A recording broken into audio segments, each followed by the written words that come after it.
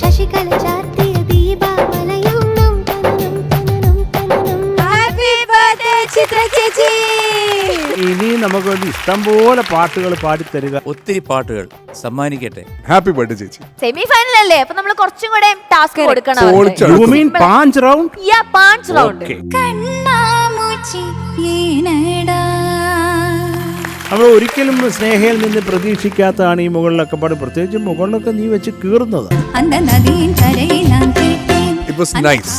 പക്ഷെ it was nice എന്ന് പറയേണ്ട ഒരു ഘട്ടത്തിലല്ല സ്നേഹം നിൽക്കുന്നത്. സ്നേഹ പാടിയത് കേട്ടപ്പോഴേ ഒരു ഗ്രിപ്പ് ഫീൽ ചെയ്തു. ഇത് ഓവർ പ്രാക്ടീസ് ചെയ്തതിന്റെ ഒരു